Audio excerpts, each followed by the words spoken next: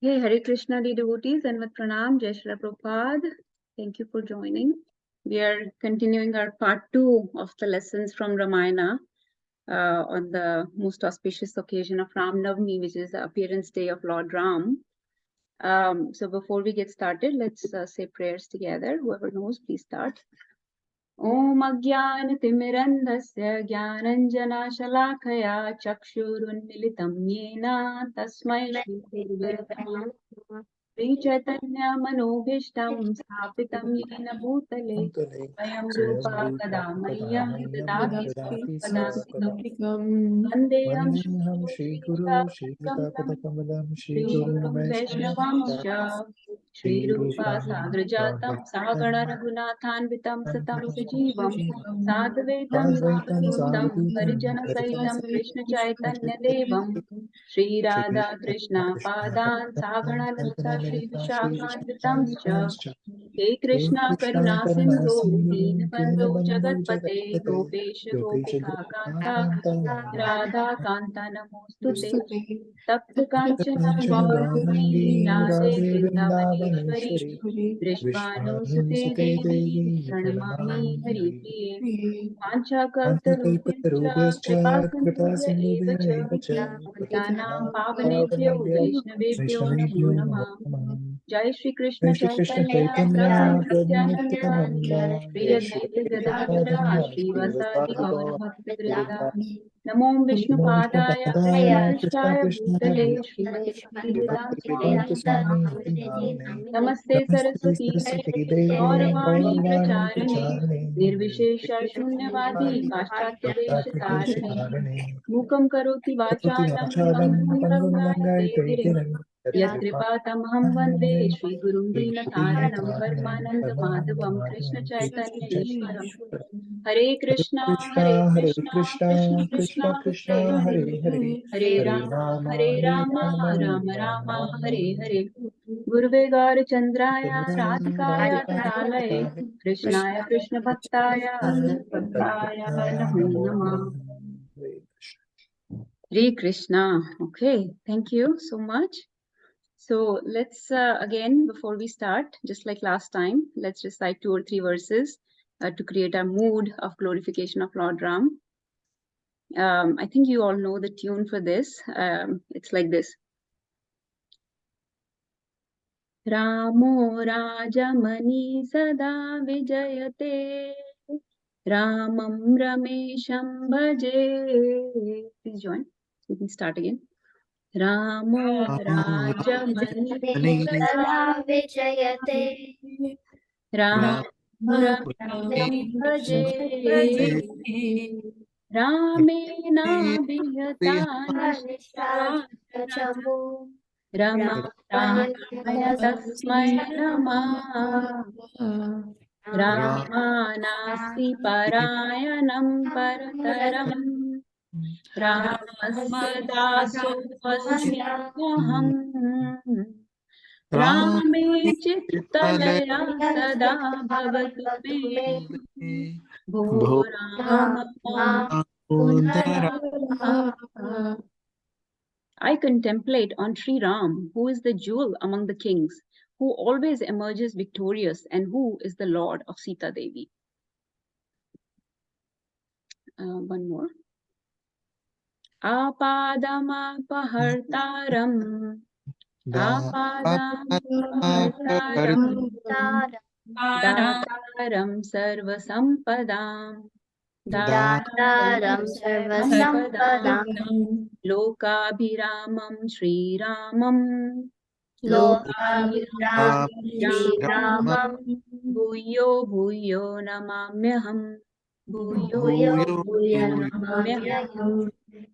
The remover of distresses. So apadam apahartam, जो आपदाओं का अपहरण कर लेते हैं. Apada means distresses, the remover of distresses. The granter of all prosperity. Datara meaning granter, the one who gives, the one who's a data. Sarva meaning all, sampadam, all fortunes or prosperity. The Lord of the universe, Sri Ram, Lokabhiramam Sri Ramam, the Lord of the entire Loka. Bhuyo Bhuyo Namamyaham. Bhuyo Bhuyo means again and again I bow down to him, I pray to him, or I salute him. And one more, this is glorifying how Paramhamsas meditate on the names, forms, qualities, and pastimes of Lord Ram and enjoy the eternal spiritual bliss. Uh, those Paramhamsas that have given up all things material, they take enjoyment in the names, forms, qualities, and pastimes of the Lord Ram. So this shloka is glorifying this aspect of those Paramhamsas. Ramante yogino nante. Ramante Ramanti yogino yogino nante. nante. Satyanande chidatmani. Satyanande chidatmani. Satyanandachitratmani Iti Rama padena sau. Iti Ramapadena Param Brahma vidiyate. Param Param Brahma Brahma vidiyate. Vidiyate. The supreme absolute truth is called Ram because the transcendentalists take pleasure in the unlimited true pleasure of spiritual existence. So we said last time, right, that Rama means bliss. Now we may not feel any bliss in glorifying the Lord or in His name, form, qualities, and pastimes. We may not be able to enjoy that bliss because we are so attracted to the material things. But the Paramhamsas who are not attached to anything material, they can relish the bliss in the Lord, in the name, form, qualities of Lord Ram. So they relish the Katha, the Ram Katha, associating with the devotees who are reciting Ram Katha, reading Srimad Bhagavatam and Ramayana, chanting the names of Lord Ram, right? They take delight in that because they are not attached to anything material. And last time we also talked about why we discuss these pastimes and why Lord Ram appears, right? Or Lord, or not only Lord Ram, why Lord appears, right?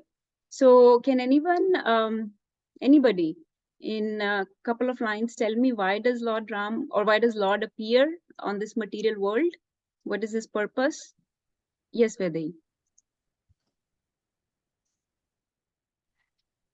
In the Gita in 4.8 he says Paritranaya sadhunam vinashaya chaduskritam dharma samstapanarthaya sambhavami yuge yuge. He's come to annihilate the miscreants and to spend time with his devotees who have called out for him. Yes, Hari Bol. So Vedai very nicely quoted this beautiful famous verse from Bhagavad Gita 4.8, that he comes for Paritranaya Sadhunam, to engage with the devotees, to give delight and to protect the devotees. And Vinashaya cha Dushkritam. And Dushkrit means the envious, demoniac people. He comes to destroy them, to annihilate the demons. So yes, he comes for those.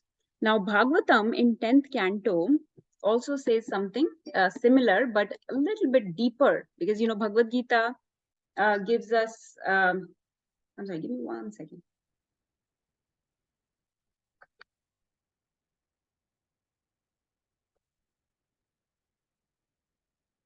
Okay.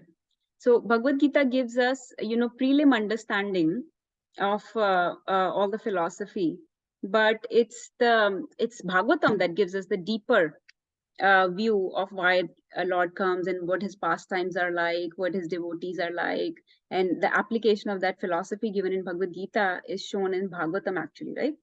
So in 10th canto of Srimad Bhagavatam, this verse comes which says, Anugrahaya bhaktanam manusham deham astita bhajte tadrishi krida ya shrutva tatparo bhavet. That Lord assumes a human-like form to show mercy to his devotees. So Paritranaya Sadhunam is his main reason why he comes, to show mercy to his devotees. He engages in such pastimes. So he assumes a human-like body, manusham deham. And he does those kind of pastimes which appear very ordinary. Oh, somebody was going to become a king, then their wife got kidnapped, they were turned out of the kingdom. So what? These things happen in our daily life also. There are fights between brothers for land and for property, and there are always people that are causing problems to us and turn us away from our home and take away our property by fraud and corruption and whatnot.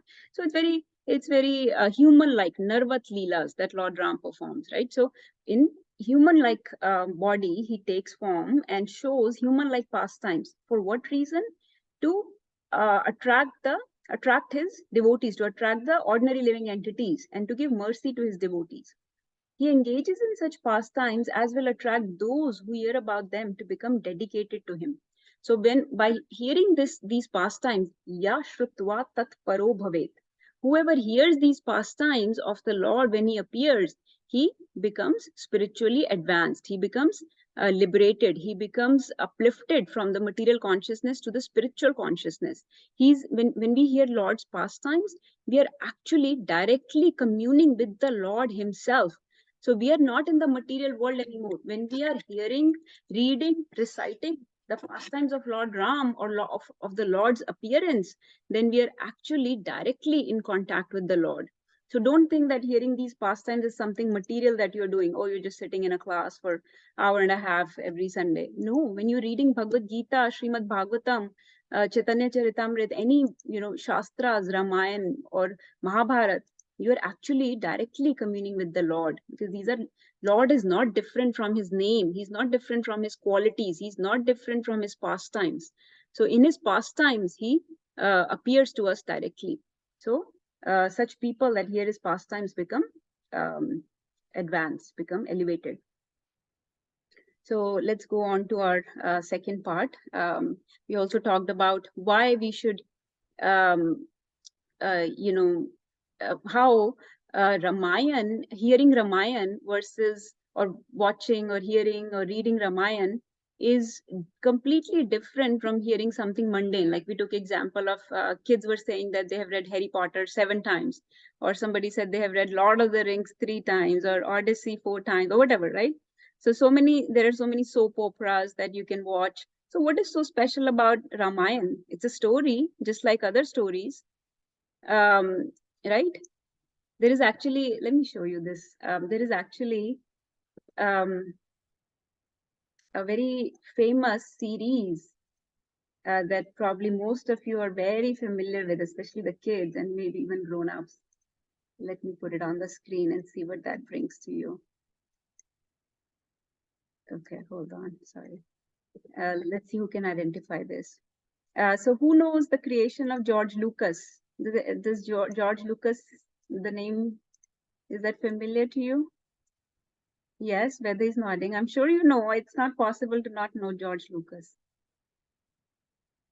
Yes? Now you know? Yeah? Once upon a time in a galaxy far, far away, huh? The Star Wars, the creator of Star Wars. So you would be very happy to, a long time ago in a galaxy far, far away, right? The story of Star Wars happened, huh? People are so addicted to Star Wars. You would be happy to know that George Lucas himself confirms in an interview that this story was taken from none other than our epic legend, the Mahakavya Ramayana. So, so all the characters. What is that? That furry character, right? What is it? Wookiee or Chewbacca. Chewbacca, yeah, Chewbacca, right? So Chewbacca, those characters that they meet in wilderness, similar to the monkeys and bears that Lord Ram meets in wilderness, right? Princess Leia and Luke, the Skywalker, right? Very, very. So now you watch Star Wars with that notion in head that this is taken from Ramayana. Amazing, right? So many fantastical legends, so many movies, all this Bollywood, Hollywood, whatever they're taking things, they're actually Lord's pastimes only. They're just, distorting them, and everything that we see in this material world is just a distorted reflection of Lord's pastimes only, right? Whatever we see, like if there is anger in us, it is actually distorted from the transcendental anger of the Lord. If there is love between Lord and Jiva, then it manifests as lust between ordinary living entities. Similarly, all these pastimes get distorted into these various Bollywood movies. Radha and Krishna, their transcendental relationship gets transformed in Bollywood movies as like a mundane boyfriend and girlfriend relationship, right? So everything is taken ultimately from the Lord only. He's the cause of all causes. So he's the cause of all of these perverted things that we portray in this world to attract people. But the supreme attraction towards Lord comes from hearing his direct pastimes and not these perverted versions. Okay.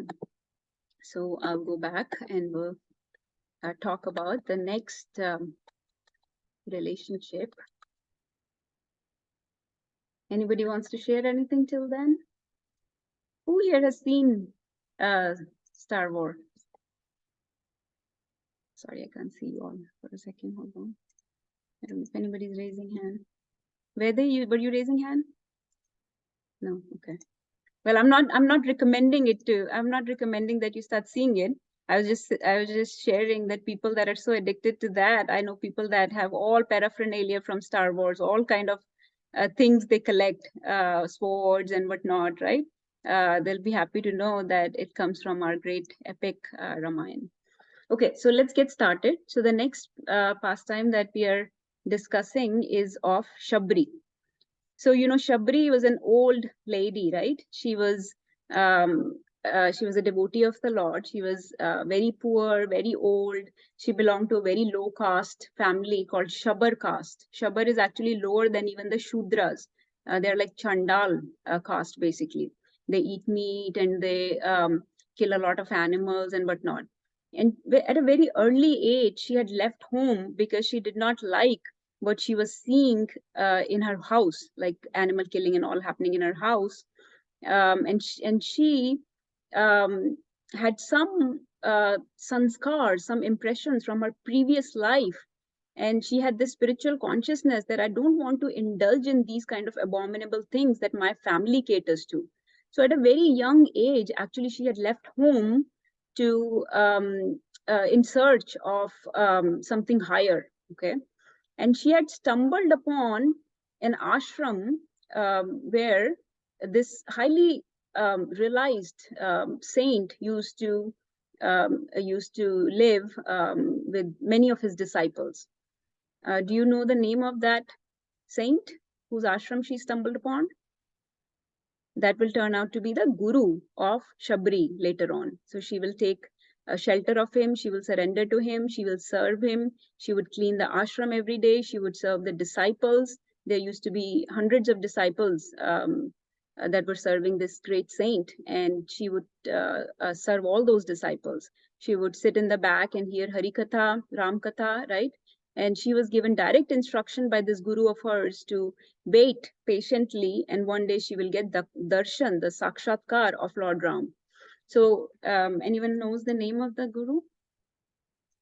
It was Rishi Matang Rishi. Okay, very, very advanced personality in our scriptures. Matang Rishi, his name comes many times.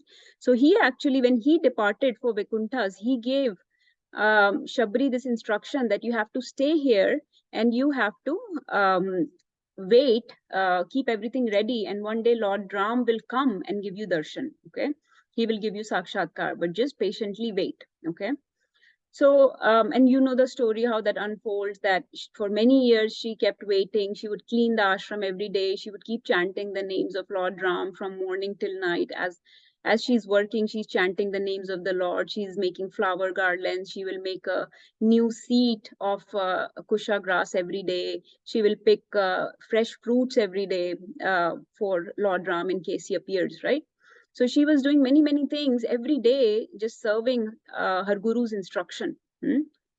And from that aspect, you know, one of the things I wanted to share about Shabri is that um, uh, she had she had very firm faith in her guru's instruction. Okay, she had guru nishtha. She knew that if my guru, who is such an advanced soul, if he, who is a self-realized soul, a tattvadarshi, if he has given me instruction to wait and do this, then there is no doubt that Lord Ram will appear to me one day. He will come to me in this life, and I will get deliverance from his hands. So she had full guru nishtha, firm faith in the instructions of guru. So this is one quality for us to develop, that once you surrender to the guru, once you take shelter of a bona fide, qualified guru who is a self-realized tattvadarshi soul, then serve their instructions, carry out their instructions very, very intensely, take them very seriously, and serve him, and you will, you know, all perfection of life will follow. And you see that in the example of Prabhupada, right? He served his guru's instructions that go spread this message of Bhagavad Gita in the Western world. right? Preach this message to the English speaking world, and print books whenever you get money, right? Those two instructions he got from his Guru Maharaj. And he had no money, he was so old, yet he traveled all across the oceans on a freight carrier, on a cargo ship, Jaladuta, to give instructions to the this English speaking world. Such an abominable place for him to live. But he suffered, he patiently, for many years, he patiently, with determination, kept trying, waiting that one day I will succeed, right? And when you carry out your guru's instruction with sincerity, with firm faith that this is not me, I'm not doing anything, my guru has given me this instruction, and if I just carry out that instruction, it already means it is fulfilled. So all I have to do is to just carry out, and success is promised at the other end. Similarly to us, Chaitanya Mahaprabhu and Prabhupada have given us the instruction to distribute books, to distribute Harinam, to do Kirtan, Sankirtan, right? To preach this message, right? So when we do this book distribution, the success is guaranteed because we are not doing anything ourselves. We are just relying on the instruction of Chaitanya Mahaprabhu. So if we are just carrying out his service, there is no failure. The success is guaranteed. Even materially speaking, the success is guaranteed. So you see that in the example of Prabhupada, you see that in the example of Shabri, right? So firm faith in the words of Guru. Secondly, you can learn patience and determination from her, that she was waiting almost 13 years. She waited with patience, with determination, with enthusiasm. It's not like for a single day she thought her faith wavered, or she thought, oh, so much time has passed, Lord has not come yet, he's not gonna come, maybe I should stop chanting his name, maybe I should stop serving, maybe I should go do something else. You know, people, how we get distracted very easily, our faith wavers very easily. Oh, Lord is not reciprocating with me, I'm patiently doing this chanting, I'm log ek mahina chant karte hain and they want results. You know, mera gussa nahi ja raha, mera ye nahi ja raha, wo nahi ho raha, I'm still having anarthas, I'm still getting problems in life. But you know, this, you are an eternal being with contamination of so many lifetimes. How in 1 month or even 1 year or 10 years you're going to see anything? And you don't even have the same intensity as Shabri did. So Shabri patiently and with enthusiasm waited, with enthusiasm every day. She will get up, chant Lord's name, clean the ashram, pick the fruits, make the garlands, make a seat, and so many other things, right? So, and that is what our acharyas, Rup Goswami, has instructed us in Nectar of Instruction, right? Utsahan nishchayadhyaryat. Utsahan nishchayadhyaryat tat tat karma pravartanat sangatyaga sato vritte shadbir bhakti prasidyati. That these are the 6 ways by which your devotional service will succeed. What are the 6 ways? The first 3 ways of those are utsah, meaning enthusiasm, nishchay meaning determination, and dhairya matlab patience. And she had all those 3 qualities: the patience, determination, and enthusiasm. And shadbir bhakti prasidyati, no doubt your devotional service will fructify and succeed, right? So this is how we should get up every day. Okay, every day I have to chant, every day I have to do my hearing, every day I have to do my reading. If I've decided I'm going to read these many pages every day, I have to read these many pages every day. If I'm going to hear 1 hour every day of Bhagavata, I'm going to hear 1 hour every day. You know, whatever you have decided, you know, do that with faith, with patience, with determination. That if this is Lord's words, through his acharyas, if he has instructed us, then it will manifest. Have that firm faith. So the last thing to learn from her, daily endeavor. Daily endeavor means every day doing the bhajan, right? Not just, okay, kabhi kabhi. No, daily she was doing it. Every day you have to be persistent in your devotional service, in your sadhana. This process is not once in a while process. Kabhi sun liya, kabhi nahi suna, kabhi आ गए class में, कभी नहीं आए, कभी Bhagavatam attend किया, कभी नहीं किया, कभी रीडिंग किया, कभी नहीं किया. No, this is a daily process. You have to associate with Bhagavad Gita, Bhagavatam, with the spiritual food, with the devotees, with the names of the Lord every single day, daily endeavor. just like you eat every day, just like you brush your teeth every day, just like you go to the bathroom every day, just like you shower every day. So sadhana seva, devotional service, also done every day. Okay, so you have to start over every day again. And in this way, she kept, when Lord Ram came, she kept everything was ready for him, right? Because what if one day you are dwindling? Today was the day Lord was going to give you some realizations and reciprocate with you. And today you decided, I'm not going to chant today. Enough is enough. बहुत हो गया. अब आज नहीं करूंगा chant. आज आपने सोचा और आज भगवान ने आपको दर्शन देने आ रहा था. भगवान like, okay, fine. Right? So that day when Lord Ram and Lakshman came, she was ready, right? What if that day she had decided, I'm not going to make a seat for them. I'm not going to pick fresh fruits for them. I'm not going to make garland for them. And that day, lo and behold, Ram and Lakshman are coming. What would she do? 13 years I was doing it, and today I didn't do, and they showed up. So this is how we have to prepare our heart also like this, right?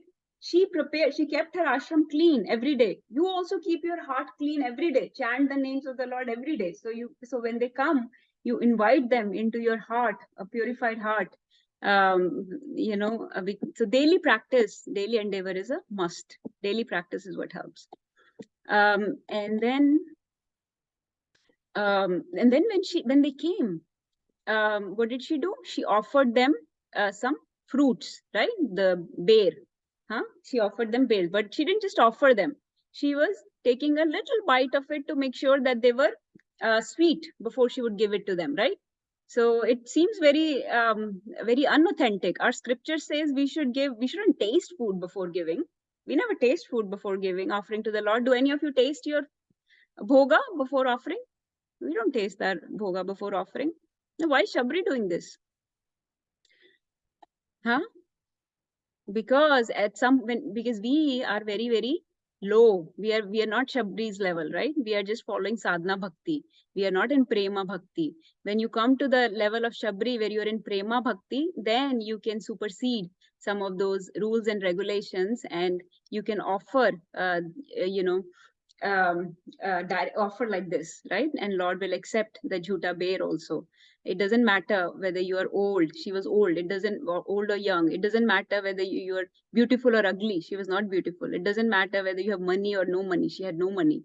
It doesn't matter whether you are Brahman or a Chandal, right? She was a Shabar caste, like a Chandal. So very, very low. She was not a Brahman. Yet he accepted her jhuta bear, right?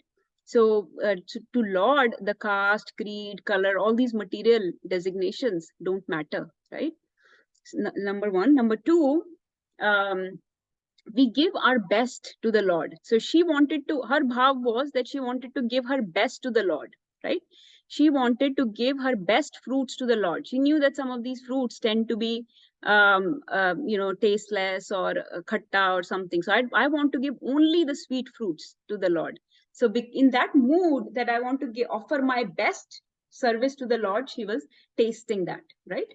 So in the similar way, we should also offer our best to the Lord. See inside us what is our best quality and how can we offer that to the Lord, right? Okay, I'm best at kirtan, I'm best at singing, I'm best at dancing, I'm best at painting, I'm best at whatever, deity worship or cooking, whatever best you are at, offer that, because that will, because we want to offer our best to the Lord, right? That's the next point to learn here. And this also reminds me of Prabhupada's pastime that no matter what creed, caste, whatever your past is, whether you're a hippie, you can become a happy, right? So just like Prabhupada did not care whether they are hippies, right? He gave them all the services that they were good at. So he also saw what they were best at and gave them those services accordingly so that they can offer their best to the Lord, because that helps in spiritual advancement. Okay. And then let's see what next I got. So yeah, we got these points, I think. Everybody, no matter the caste, color. Actually, these first few things that are mentioned here, the caste, color, beauty, all these things can actually be a hindrance to the devotional service. So if you're thinking it's a very good thing that I'm born in a very good family, very rich family, or I'm very, very beautiful, or I'm very, very intelligent, or I'm very, very famous or rich. You know, all those things are actually a hindrance to the devotion on the path of devotional service, right? Can somebody give a reference to that? How is that an hindrance? Reference from scriptures where somebody very important says that these things can be a hindrance in the practice of devotional service. Can I go, Mataji, on this? Yes, Mataji, please. The pride comes in the way when we Yes, think that we are beautiful or we are rich, that we can offer the best thing and no one else can. yes, Haribol. That's nice. Yes, Mataji, because all these things create pride. The reference from the scriptures that I'm talking about is Queen Kunti in her prayers say, right? Janmaishwarya Shruta Shribhir Idaman Madhopuman Naibharti Abhidatum Vai Tvam Akinchana Gochara. That Janma Aishwarya Shruta Shribhir, they're all actually, they cause a lot of pride, like Mataji said. They cause pride and illusion, and so they can be an obstacle in the devotional service. So sometimes akinchan people, Shabri is an akinchan meaning somebody who has nothing. So somebody who has nothing in a kinchan can actually make more progress in the path of devotional service. So sometimes people say, oh, I wish I was rich like that person. I wish my business was more successful. I wish that or this was going on in my life. You know, yes, materially speaking, those things are very, very looked up uh, by people. But spiritually advanced people understand that those things are neither the goal of human life, nor they will help us advance towards our goal, the actual goal. They will actually deter us from the actual goal. They will actually hold us back because they cause pride and illusion. Okay. And it is very easy for us to get proud and deluded, right? Just like Mataji said. So pride is a big problem in the path in advancing the, in submitting to devotees, in submitting to Guru, in surrendering to the Shastras and to the Lord. So that's one point. The next point is, it is not what we do or offer to the Lord, how big or small thing. Like she was not offering something very opulent. बहुत उसने पकवान बनाए थे. She was offering a very like small bear, जो जंगली बेर होते हैं उससे पेड़ से उतार के, right? That's all she was offering. So it was not big or small thing that matter. What matters is how much devotion you're offering it with, right? And then be careful in your dealings with akinchan people of this world. Sometimes we, being of very material consciousness, we mistreat, ill-treat the akinchan people. कि कोई बहुत poor है, जैसे India में मैंने काफी बार देखा है, कोई बहुत पुअर है, कोई किसी के पास कोई मीन्स नहीं है या ब्यूटीफुल नहीं है या कुछ, people treat them badly. Don't, because you don't know that a kinchan person's advancement. You don't know how close they are to the Lord. Such a person can actually be very, very spiritually advanced and very close to the Lord. Even if they're not advanced, you know, we should not mistreat anybody, but still, in dealing with akinchan people like Shabri, imagine if somebody like me or like very materially conscious person came across Shabri, right? They'll probably not pay much attention to her. She has nothing, right? She has nothing to hold for her, huh? No fame and beauty and birth and nothing. So intelligence or anything. Why should I, you know, pay attention to her?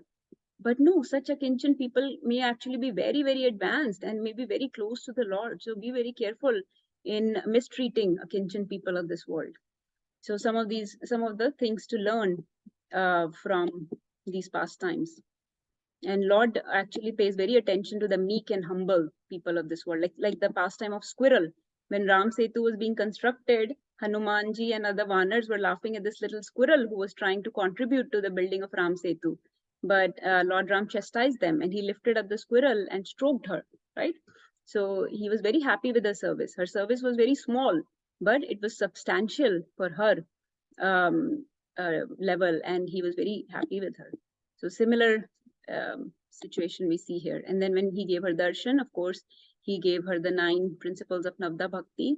And at the end, he said that I will, you know, liberate you, or what do you want? And you know what she wanted? She just asked to go back to her Gurudev, her Guru Maharaj, Matang Rishi, and serve him. She said, I just want to serve, because this order that he gave me proved so fruitful. I carried out his instruction diligently. I'm very, very attached to my Guru Maharaj's service, and I want to keep serving him. So I did this service to him for 13 years, and as a result, I got your darshan. So by keep serving him, I'll keep getting your darshan. So I just want to keep serving my Guru Maharaj. So that's what she asked for. And then, of course, she helped Lord Ram and Lakshman in their further journey on where to go next. So I'll just pause here for a few minutes. Anybody would like to share what they understood from Shabri's, or they had any realizations? Please share. Yes, Namita Mati. So Mataji, definitely her determination and enthusiasm is important. And I think that's what I need is just like you said, just get up every day and do not let anything, whatever you need to do, just like, I'm reading this and there are days when it gets in the way, things get in the way. But if I have that determination like her, that's what I need, is the determination and enthusiasm. So that definitely hits the spot for me, is her determination and enthusiasm to carry it out. And daily endeavor, in our daily endeavor, we need to be doing that. If something we have decided that we need to do it no matter what. So that definitely is important for me. That's what I learned from her. Yes, Mataji, I think that's the most important point for all of us, the daily endeavor, daily sadhana. Okay, anybody else wants to share? Ravi Prabhu shared in the chat, consistency, yes, consistency and firm faith. And Ravi Prabhu shared Shikshashtakam verse 4.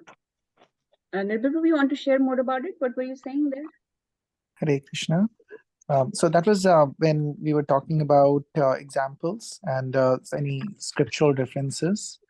So the Shikshashtakam prayer says, Na dhanam na janam na sundarim kavitam va jagatish kamaye mam janmani janmanishware bhavata bhakti rahetu ki tvai.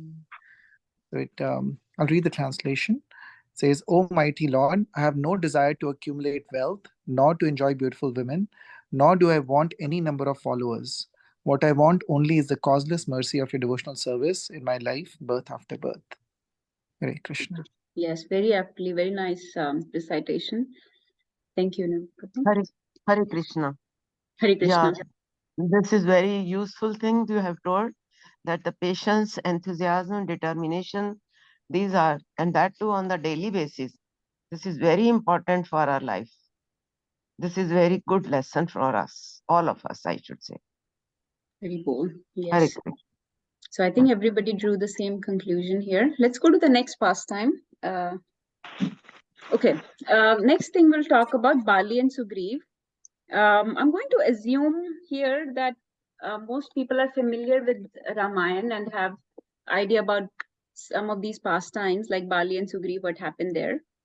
So Shabri guided them, Lord Ram and Lakshman, to go to Pampa Sarovar, and that's where Sugriv will meet them. He's the chief of the monkeys, and him, along with his monkeys, Vanarsena and Hanuman, can help Lord Ram. So go there and seek his help. So they came to Kishkinda. In Kishkinda, there were these two brothers, Bali and Sugriv. Okay, for kids, I'll just elaborate a little bit, but can't go into details. So there were two brothers, Bali and Sugriv. The key point here is that Bali and Sugriv were in a conflict. There was some misunderstanding between them, and the misunderstanding was so huge, and they had never tried to clear up this misunderstanding. It became a big gap between the two, so that now they were each other's enemies, and they were always fighting. They were always, they were at conflict. And actually Bali was a very envious, powerful person. He was actually more powerful than even Ravan.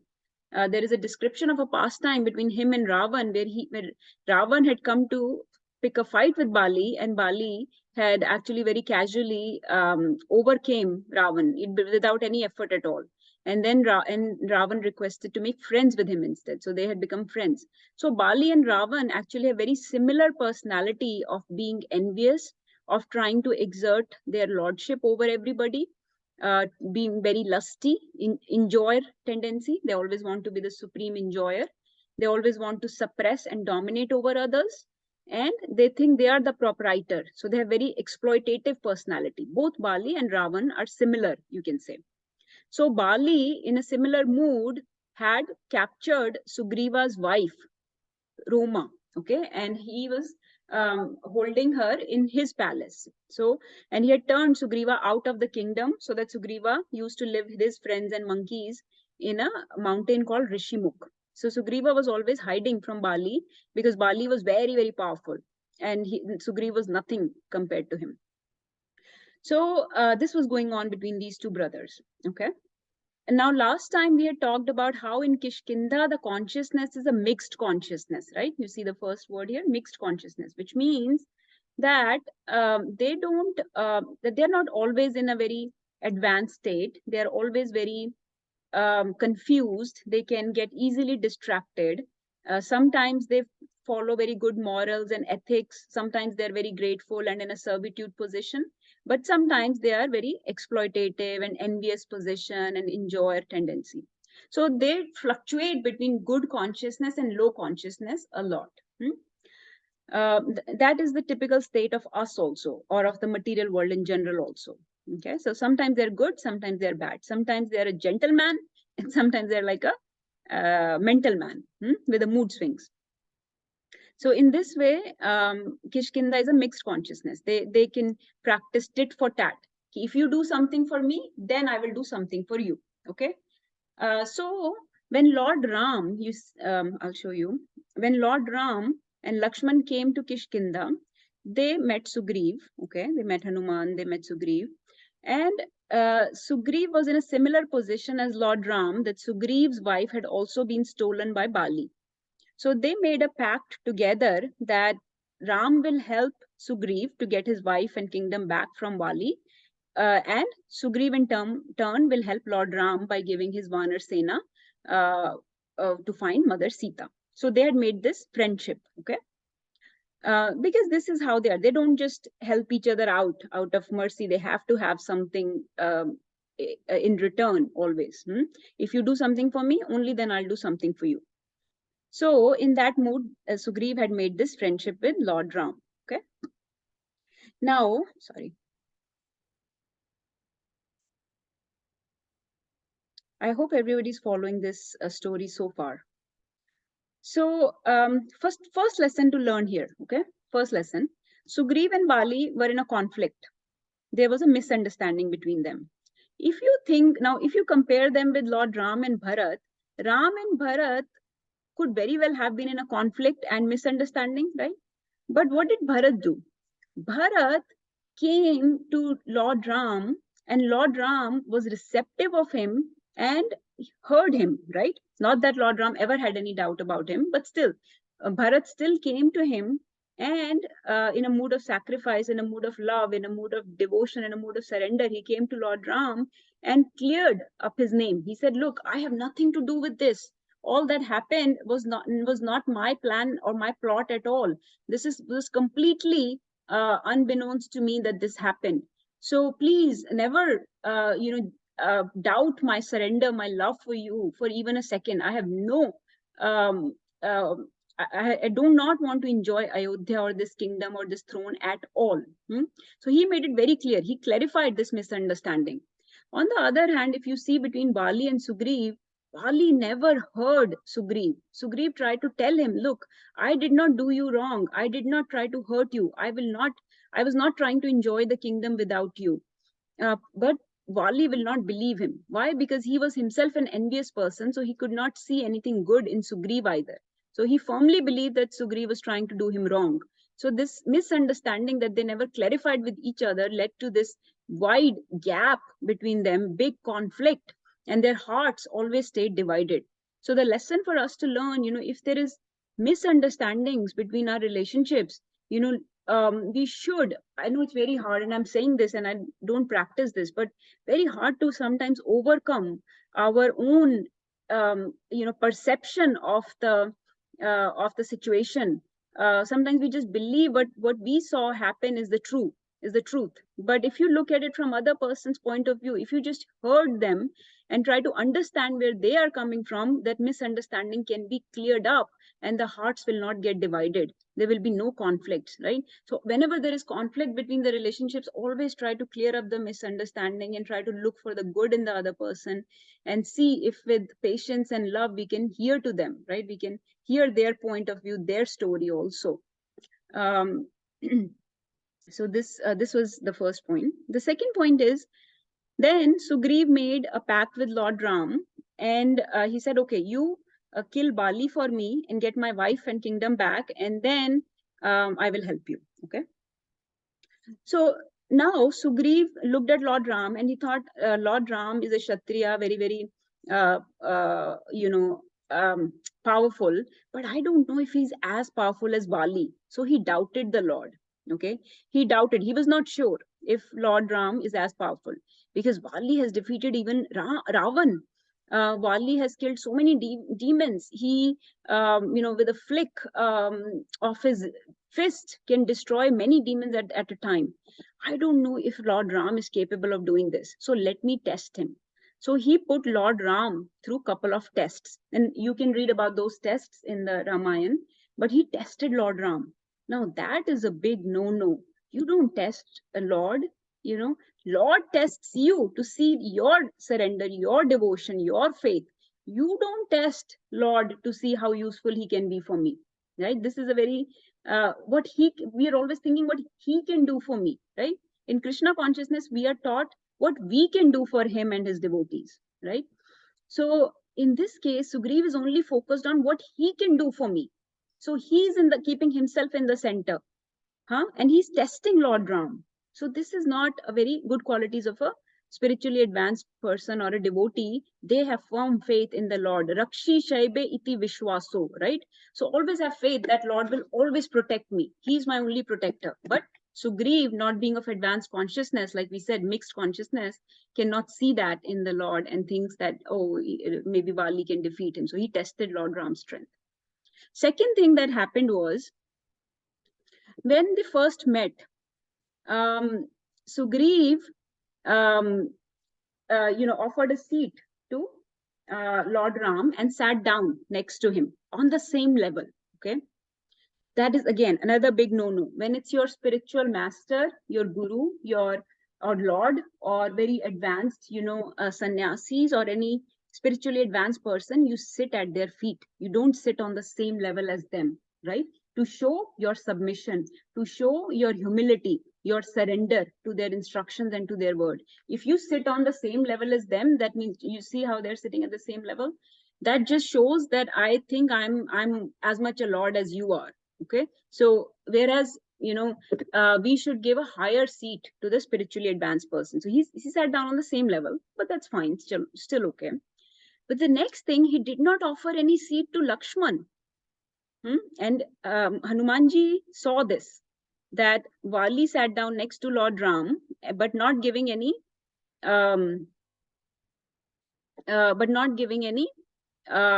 seat to Lakshman. So when Hanumanji saw that, he immediately arranged a seat for Lakshman, and he himself got up and sat down at the feet of Lakshman and Ram to show his surrender. So Hanumanji was very in tune with the etiquettes and the proper conducts that a servant should have, right? So he immediately arranged a seat for Lakshman, because Lakshman is Guru Tattva. Lakshman is none other than Balram. He's the Guru Tattva. He's the Anantashesh. So you cannot insult Guru Tattva, leave him standing like that, right? So Hanumanji immediately saw that, and he immediately arranged seat for Lakshman, and then he sat down at the feet of Lakshman and Ram to show his surrender to both of them. So Guru Tattva and Bhagwan both need to be offered respects, not just the Lord. Some people will ignore the Guru and just offer respects to the Bhagwan. That is not how proper advancement happens. That is not the mood of our tradition. So when sometimes you go to temple, you see a class going on, right? People will just bypass the class. Guru or somebody is giving a class. They'll just bypass the class and go to take darshan of the Lord directly. What are you? Prabhupada always used to condemn this. What are you going to get in the darshan of the Lord? Lord is not going to reveal anything to him. You have to hear the darshan from that class. So you bow down to all the devotees and to the guru that's giving the class. You sit down humbly here and then take the darshan. People will just bypass, oh, they're just somebody talking and whatnot, and just go directly to the Lord. No, you have to humbly offer your gratitude, your surrender, your humility, show your faith to the Lord by surrendering. So bow down to them as well. So these are the two things that Sugriv did. Now keep those two things in your mind and let's move on. Okay. Now comes the day that Lord Ram is going to fight, is going to kill Vali. Okay. So Vali, so what did, hold on, let me just stop here for a second. Is everybody following the story so far? Especially kids who don't, if you don't know the story, are you following? Thumbs up or down? Thumbs up, okay. Okay, so, okay. So we'll go to the day of the killing of Vali, okay? How Vali got killed and see what happens. Sorry, it's always hard for me to go back to share. Just go back. Okay. All right. So this is the day of the fight. So Lord Ram told Sugriv, why don't you go challenge Vali for a duel? Two of you fight and I will kill Vali from behind a tree and I'll shoot him with my arrow. Now there is, this is a long story, but Vali had a boon because of which he had a necklace, and that necklace ensured that whoever came to fight with Vali, Vali would get half of their strength. So it was very hard to kill Vali from the front, and you had to kill him from behind. So that is why they made this arrangement. And there are many, many reasons. Of course, it's a very long conversation, but the points that I'm going to drive, I'll just stay relevant to those points. So Sugriv went to challenge Vali, got him out of the house, and they started fighting. Okay. And now Lord Ram was supposed to kill Vali from behind the tree. But what happened is Ram did not shoot the arrow. In fact, what was Lord Ram doing? He's watching them fighting and he's speaking to Hanuman and Nal and Neel and Lakshman. He's saying, looking at very, very calmly, he's talking. Looking at these two brothers fight, I feel so bad. I've missed my Bharat so much. My Bharat was nothing like these brothers. My Bharat had so much love and sacrifice and devotion to me. He can do anything for me. And look at these two brothers fighting over the kingdom. Look at this Vali stealing his brother's wife and whatnot. Can you even imagine Bharat doing anything like that? He's serving me in Ayodhya on my behalf, and he's living in such an austerity outside the Ayodhya. I cannot, So he's telling the story of Bharat. He's glorifying Bharat very calmly. He's not shooting the arrow. And Nal, Neel, and all these Vanars are getting desperate. Why is Ram not shooting the arrow? And anyways, over there in the fight, Vali is getting really, really beaten up by, Sugriv is getting beaten up by Vali. Sugriv की बहुत धुनाई हो रही है वाली से, क्योंकि he's nothing compared to Vali in the power, right? So Sugriv is like, ab aayega arrow, ab aayega arrow. Arrow is not coming. Ram is not shooting the arrow. He's just casually chit-chatting behind the tree with others. So finally, Sugriv was like, okay, this arrow is not coming and I've gotten beaten up enough. Next thing, I'm going to lose my life. I better run away. Somehow he ran away from Vali. He escaped. And he came huffing and puffing and fell down at Lord Ram's feet. And he's like, what did you do? Ram, we had a pact. You were supposed to shoot Vali. You did not shoot him. Look at what happened to me. I got beaten up. If you were not going to keep your end of promise, you should have told me. So Ram said very casually, oh, Sugriv, I did not, you're twins, so I did not know which one is which. I got confused. I did not want to shoot the arrow and kill you by mistake. So that's why I did not shoot the arrow. I figured you would realize and run away. But next time I promise I will do this. I will kill him. Okay. So Hanumanji, when he heard this, he raised the eyebrows. I can't raise the eyebrows, but he raised the eyebrows. He's like, this is not right. Lord Ram knows who is who, and he doesn't need to, he doesn't need a name tag to identify which one is Bali and which one is Sugriv. So he asked Lord Ram, what are you saying that you did not know which one is which? What happened? Why did you let him be beaten up? You let him be beaten up. You let him get beaten up because you're not even trying to shoot the arrow at all. So Lord Ram said, okay, you're my servant, I can share with you. So he told him, the first time we met and how Sugriv never offered the seat to Lakshman, and you got up and offered him a seat and sat down at our feet. I wanted Sugriv to get punishment for that. So I let him get beaten up. And not only that, you remember the time he tested me? He made him do a couple of tasks.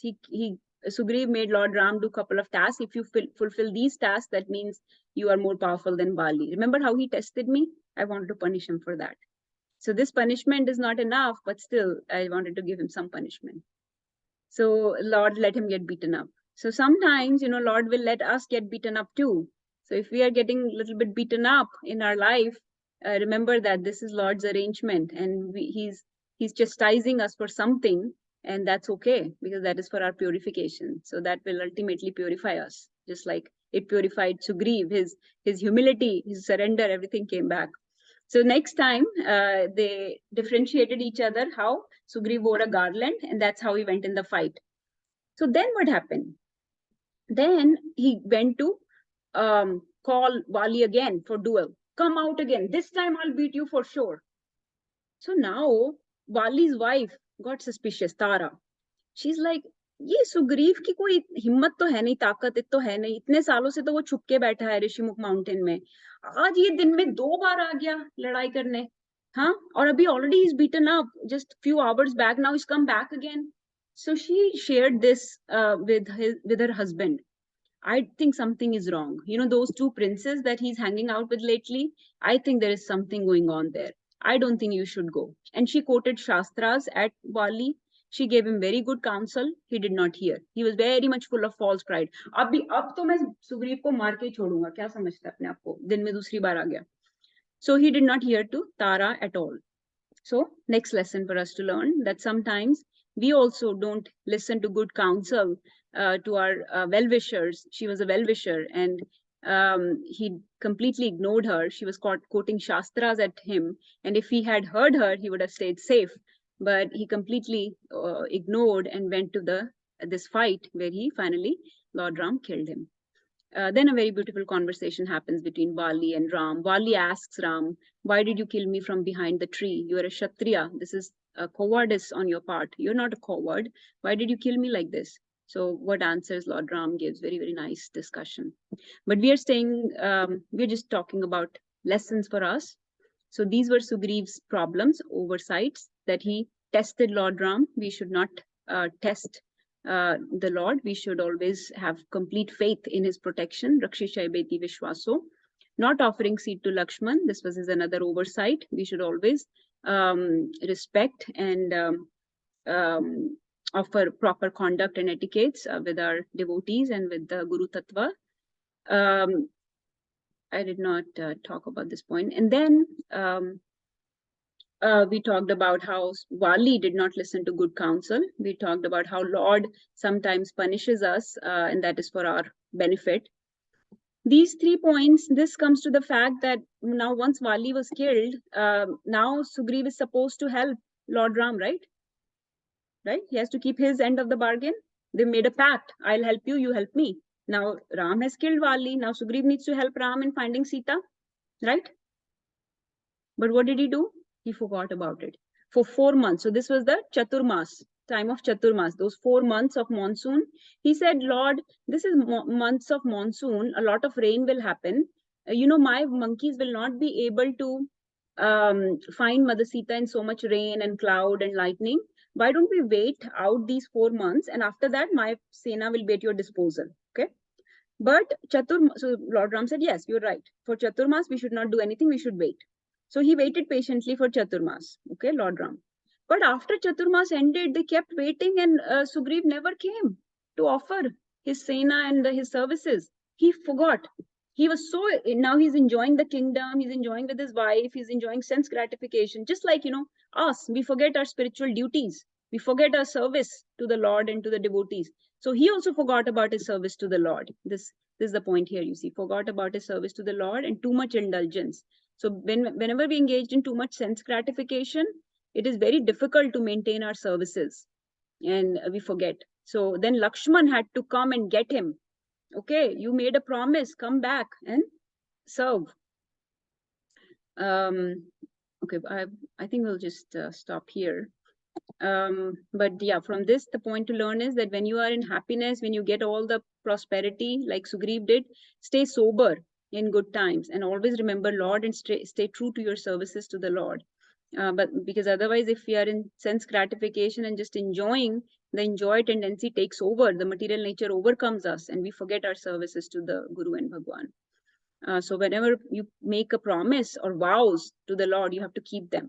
So if you have made a promise to chant 16 rounds daily, you have made a promise of whatever promises or vows you have made, you have to keep them to the Guru, to the Lord, whatever promises you make, they should be kept. Otherwise, who comes? Lakshmanji comes and he drags you out of your kingdom like he dragged Sugriv out. He was almost ready to kill Sugriv for not keeping his promise. So the Guru will come and drag you out of your material afflictions. Just shake some sense into you, right? So Sugriva, like people, they are actually very fortunate because they have a choice, just like us. Because they have mixed consciousness, they have a choice. They can move upwards or downwards. So if we, make right choices, we can move upwards, like Sugriv did, right? He could have gone downwards towards Bali or Ravan, but he chose to serve Lord Ram. Despite his many problems, he served Lord Ram despite his anarthas, and he was able to move upwards, and he was able to serve in the army of Lord Ram. He did this important service of finding Mother Sita and give his Sena and everything. Till the end, he was serving Lord Ram. But people like Vali that are very, very envious have no choice. They're destroyed by the Lord. Ravan, they have no choice; they get destroyed. But people of mixed consciousness like us, we have choices to go upward or downwards. So here is where I'll pause for this pastime. I have one more that I think I can quickly cover in this allotted time. Let's hear from everybody about this Vali and Sugriv pastime. Anyone wants to share? Mataji, can I share? Yes, Mataji, please. So I think for me, just like you just said, the choices, like I have that mixed consciousness too, and the choices we have those good choices to make to go towards serving the Lord and to enjoy material nature. So I think it's all about making the choices, and I think I am of the same as Sugriv, that I have those choices. I have the choice to go up, and so I think it's all about choices, and we need to make those choices, just like Sugriv did in the end, is to serve the Lord. So it's all about choices. Choices and decide where we end up. That decides our future destiny. Okay, anybody else would like to share? How about Jagrati Mataji, if you're available? Or Rekha Mataji, Ravi Prabhu, anybody? Yes, Mataji, Jagrati Mataji, please share. Hare Krishna Mataji. Yes, I like the most from Sabri Katha. I would like to just say learn that patience is not just we wait for something to happen, but I think it's more important like during this waiting period, how we keep our mindset and how we maintain our enthusiasm. That is most important like during this our waiting period. Yes, Mataji, very bold. Yeah. So true. So keep yourself engaged in the Lord's service, right? That is the best way. Okay. Anybody else wants to share? Hema Mataji, anybody?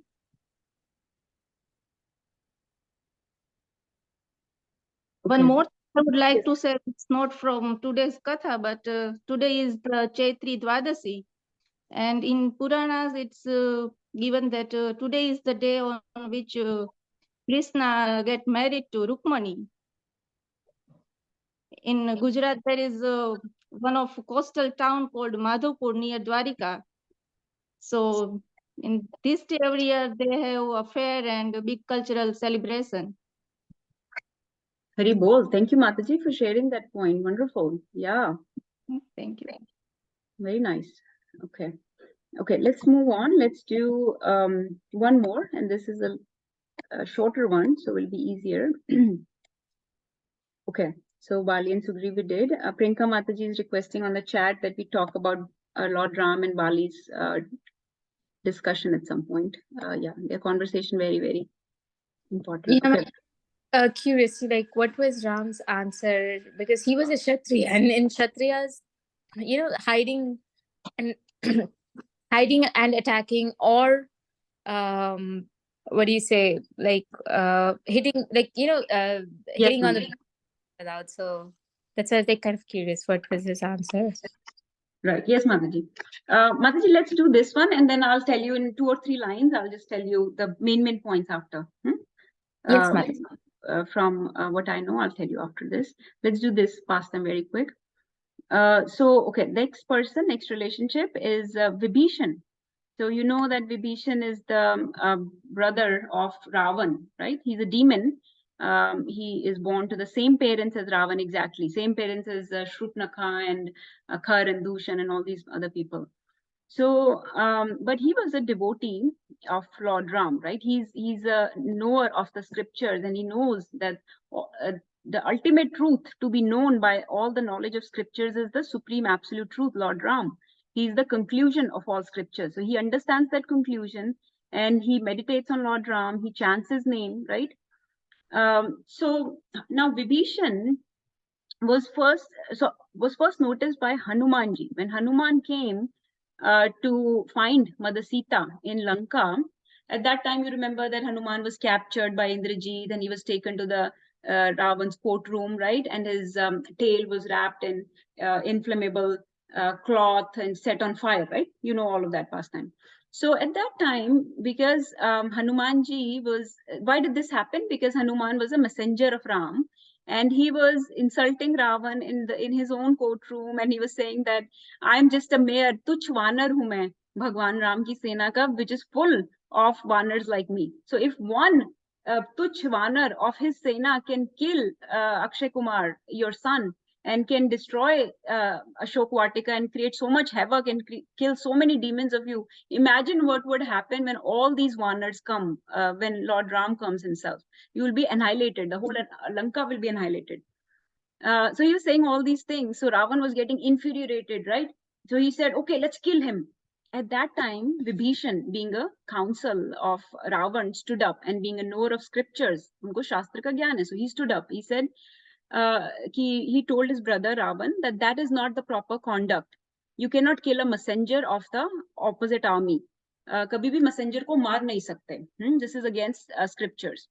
So if you do this, then you will create a very bad name for yourself, and you've already created a very bad name by kidnapping somebody's wife, and now you want to do more and more adharma. You keep adding on to your sins. At least don't do this sin. Don't kill this messenger. So then Ravan said, but I want to harm him somehow. So then somebody else counseled him, why don't, we cannot kill the messenger, but we can injure him, maim him, kill his cut his limb or something. So they said, okay, Vanar ki to tail is the most dear to them. Their tail is most dear, so let's burn the tail. Oh, they did not know that will just end up in a very bad state for them. With that, unki tail ko to kuch nahi hua, but the whole Lanka got burnt.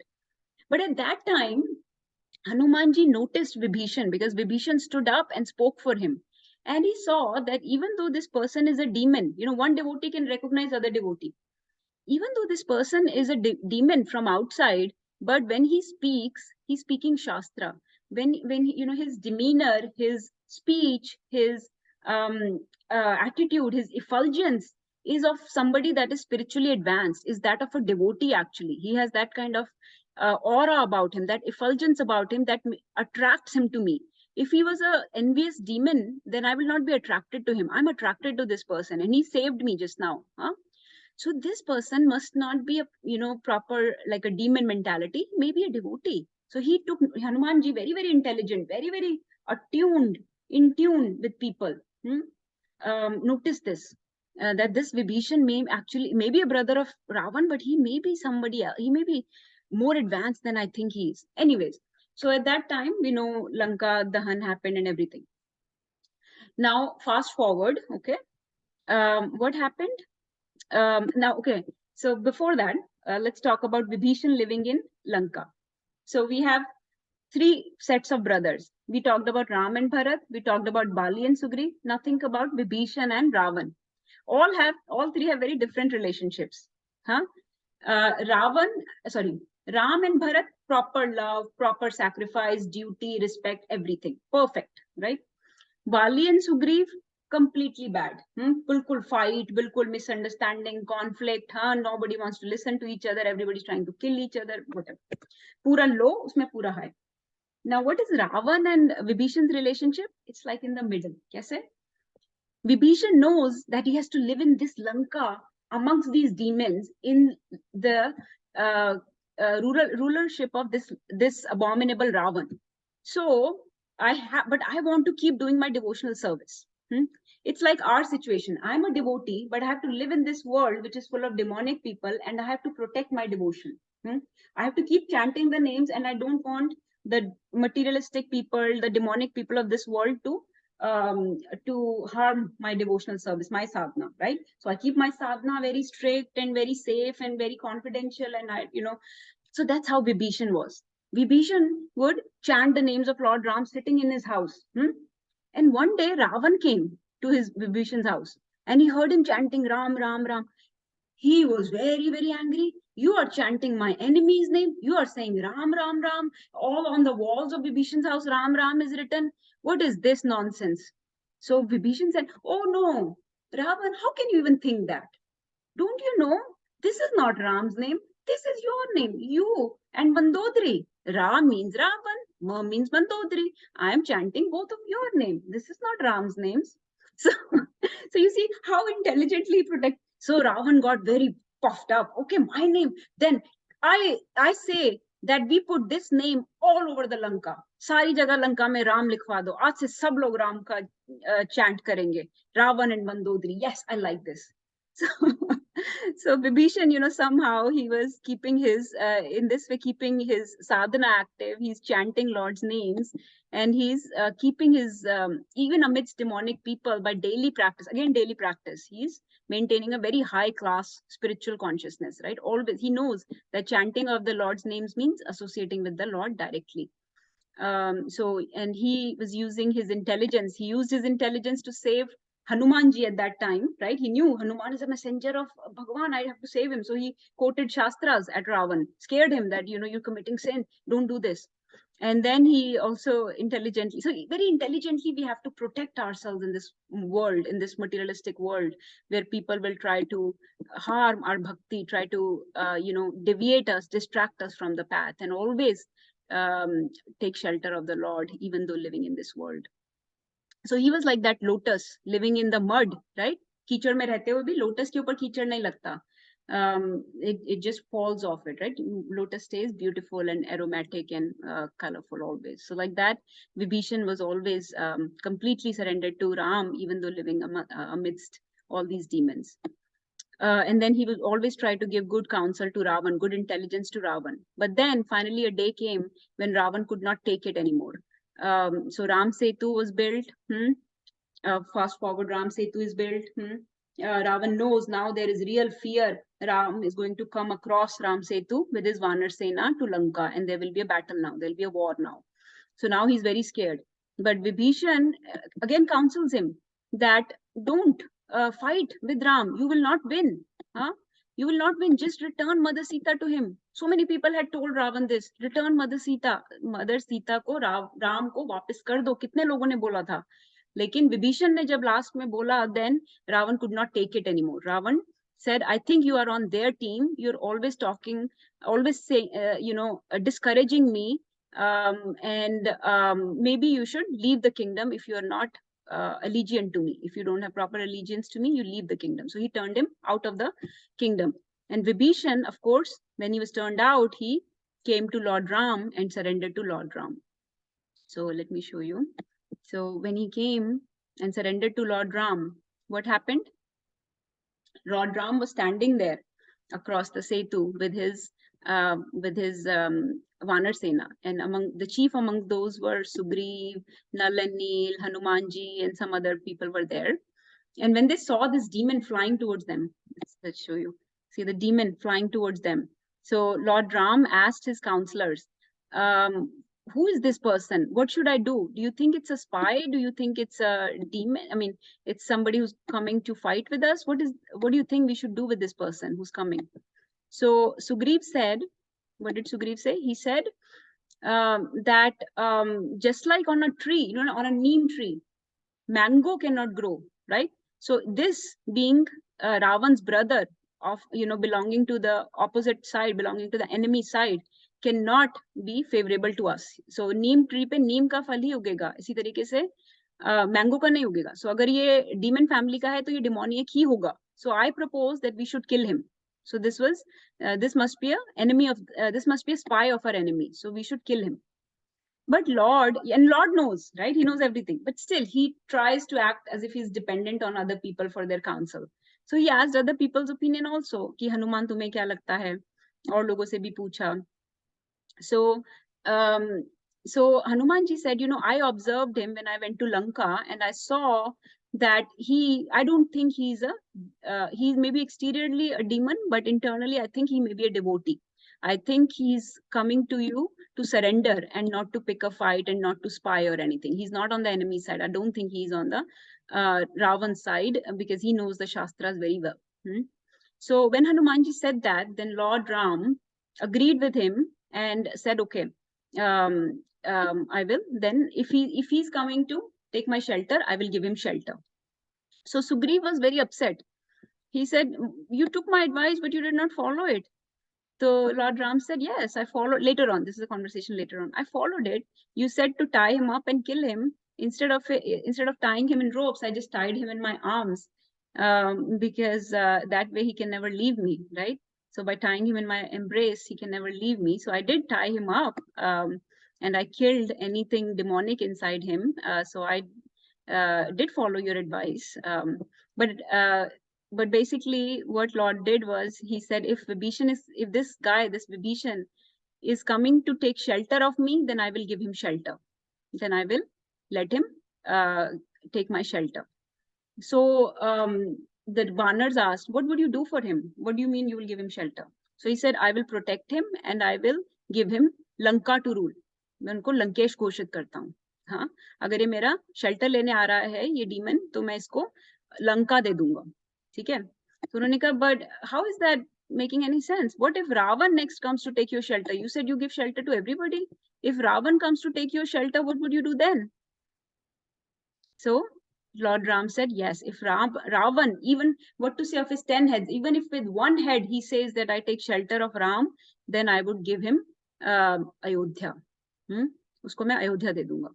So then everybody was aghast. They said, but Bharat is ruling Ayodhya. If you give Ayodhya to Ravan because he has taken your shelter, then what would you do for Bharat? Where would Bharat go? What would he rule? So he said, Bharat ko I will give Vaikunthas. So then they said, okay, but you live and rule in Vaikunthas, so where would you go if Bharat is ruling Vaikunthas? So Lord Ram said, then I live in the heart of my devotees. So in this way, he said, I cannot, if somebody takes my shelter, I cannot turn them away. Anybody who says even once that I take shelter of you, I give them abhedan, I give them fearlessness. In this regards, a very beautiful verse is given in Ramayana. It's quoted in Chaitanya Charitamrita also. It goes like this. Sakrideva prapanno yastavaasmiti cha yachate abhyam sarvada tasmai dadami tadvratam mama. So he said, Sakrid eva prapanno yas. Sakrid matlab even once. Prapanno. Somebody says that I take your shelter. Tavasmiti. Tavasmi matlab somebody says I am yours. If somebody says to me that I am yours even once, Abhyam sarvada tasmai, I make them fearless forever. Dadami etad vratam mama. This is my supreme vow. I give this vow, I make this promise that I will make them fearless. So if this person is taking my shelter, I will give him Lanka and make him fearless. So he has nothing to fear from me. So this is the mood of Lord Ram. He's our supreme shelter. He gives, even if you says once that I am yours, tavasmi, he gives us shelter. He gives us fearlessness. So in this way, he gave Vibhishan shelter, and Vibhishan, of course, helped him. Unlike Ravan, who will not surrender, not accept defeat, and kept fighting. So if we have Vibhishan-like mentality, we always have two dogs, a good dog and a bad dog. So if you're feeding the good dog like Vibhishan, who wants to take shelter of the Lord, and then Lord will give us shelter. But if we feed the bad dog like Ravan, who wants to be enjoyer and proprietor and does not surrender, right, then Lord has to come himself to kill that aspect of us. So this is the mood of Lord Ram. I'll stop here. Let's see what other devotees want to share about any of this, Vibhishan's pastime in particular. Please share.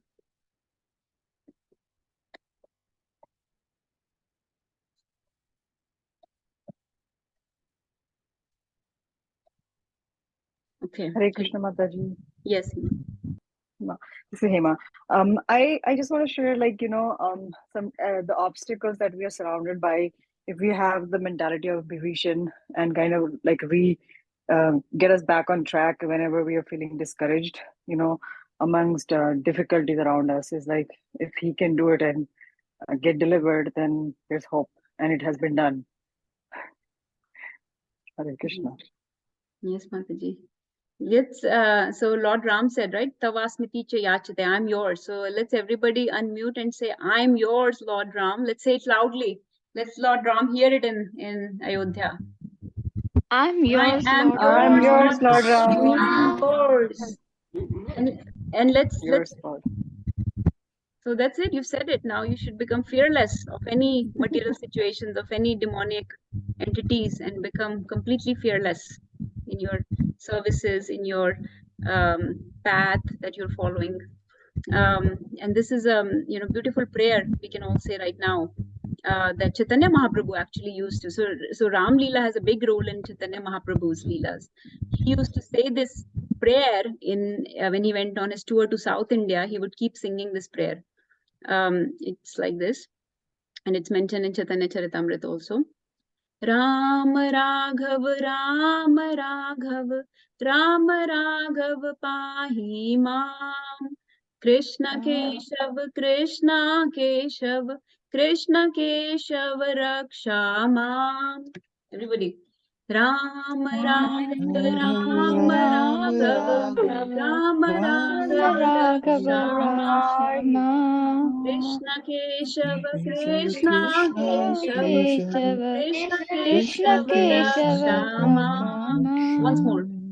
Ram Ram Raghav, Raghav Ram Ram Raghav, Raghav Raghav, Ram Ram Raghav Raghav Rakshama. Rakshama Krishna Krishna Keshav, Keshav Krishna Keshava Krishna Keshav, Keshav Raghav, Krishna Krishna Keshav Keshava Rakshama. Rakshama. So you just ask for Pahi Mam and Raksha Mam, right? Just protect me from any obstacles on this path and protect me from any obstacles on this path of devotional service. And let's recite these verses and then we'll stop. These verses are very, very beautiful. I'll sing the first one so you know, and then please join me for the second one.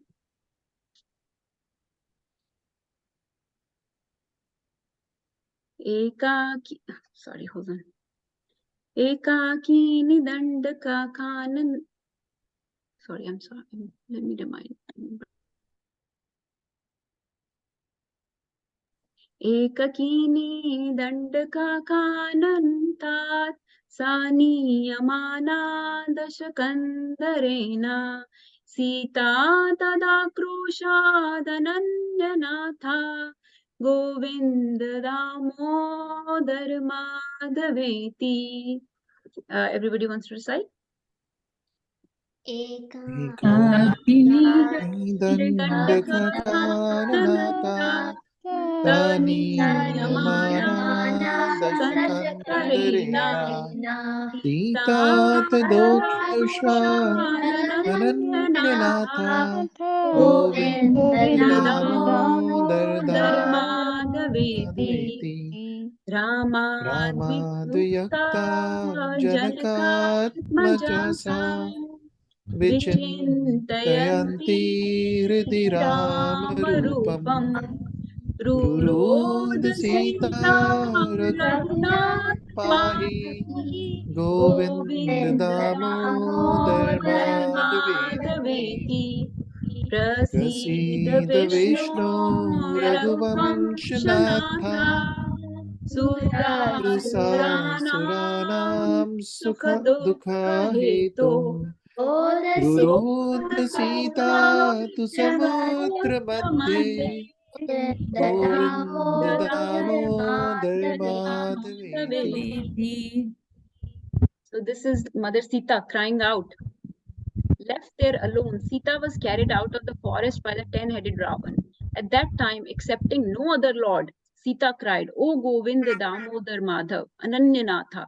So when she was being carried away by the in the Dandaka Aranya forest, Ekakini Dandaka Kananath, right? When she was being hauled away by Ravan to the Viman and she was being carried away, then she cried out. So that's the mood you cry out to Lord Ram when you're chanting the names. Then, separated from Ram, the daughter of King Janak was completely anxious and with the form of Ram within her heart. She cried, O Raghunath, protect me. So, when she was taken away, so she kept Lord Ram's form in her heart and she, with Akrosh and with, you see, Tad Akroshad and Ruroda crying for Raghunath. She's saying, protect me, Pahi, Pahi Mam. So with that mood, you cry. You say that I'm separated from Lord Ram, just like Mother Sita was separated. I'm separated in this material world. I'm surrounded by the demonic mentalities of my own and of other people and of this world. And I'm not able to get out of it. Please protect me. Pahi Mam, Raksha Mam, Trahi Mam, right? O Raghunath, O Damodar, O Govinda, O Madhav, protect me. That's how she's crying. In that mood, you cry. O Lord Vishnu, be gracious, Lord of the Raghu clan, cause of the happiness and distress of gods and demons. O Govinda, O Damodar, thus Sita cried as she was being carried over the middle of the ocean. So when she was Ruro the Sita to Samudra Madhe, so when she was going across the ocean to Lanka, she was crying, oh, this demon is taking me away from my Lord, away from my life, from my soul. And she was crying. So in that mood, you cry for Lord Ram when you chant his names. I'll skip these. This, I think all of you know. That's all I have to share for today. I hope it made sense. And we'll stop. Anybody wants to share anything?